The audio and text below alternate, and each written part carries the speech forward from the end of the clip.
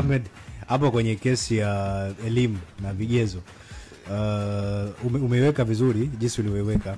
Mimi natamani pia uwafahamishe Watanzania sasa kwamba kulikuwa kuna songo mbingu ilikuwa inaendelea kwenye mitandao kama uliona. Kuna ambao wanauliza yupi sasa ni kiongozi mkuu wa benchi la ufundi la Simba. Ni Suleiman Matola ambaye sasa hivi atabika kama head coach ama ni Pantev ambaye ni manager. Yupi ni mkubwa? Pantev. Okay, manager. Sawa. Yes. Labda iko kingine kiko hivi ambacho wengine pia watu hawajakielewa sawa sawa. Pantev ni manager mkuu wa Simba Sports Club. Unapokuwa manager, maana yake wewe ni manager, unafanya kazi ya managerial, lakini ndani ya umeneja wako kuna ukocha vile vile. Unapokuwa kocha, wewe kazi yako ni coaching tu. Majukumu yake ni haya mawili tu.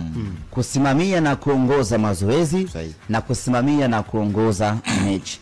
Mambo mengine hayamhusu. Na hii ni title tu.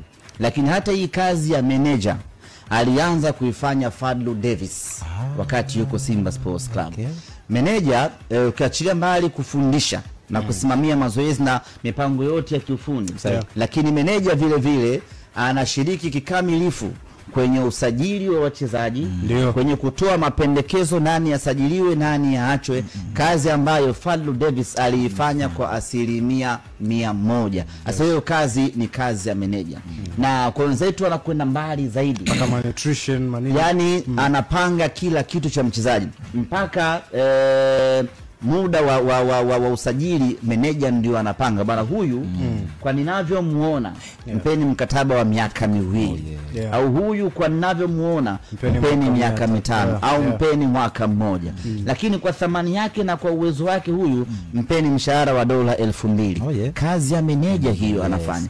Bado hatujafikia huko, lakini ndiko ambako tunaelekea. Kwa hiyo mkuu wa benchi la ufundi, kujibu swali lako, mkuu wa benchi la ufundi la Simba Sports Club ni Dimitar Pantev. Wasaidizi wake ni Simionov ambaye amekuja naye jana. Yuko Selemani Matola, yuko Patrick Royemam ambaye ni meneja wa kikosi. Sasa yeye sio timu kiujumla, yeye meneja wa wachezaji. Jukumu lake ni kuhakikisha ratiba ya timu imefuatwa sawa.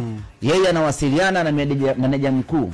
Bana leo nitafanya mazoezi saa 9:30. Yeye anakuja kuwaambia wachezaji muda ni saa 9:30. Kupanga mipango yote ya wachezaji wanafanyaje mazoezi na vitu kama hivyo, ndio kazi ya meneja. Alafu anakuja meneja mwingine tena ambaye ni kit manager Bwana Hamisi Mtambo. Alafu anakuja daktari wa timu, anakuja physiotherapy, mtaalamu wa viungo pamoja na fitness coach, mtaalamu wa vyakula, mtaalamu wa video. Hawa wote wako chini ya Dimitar Pantev. Na mimi mwenyewe naingia.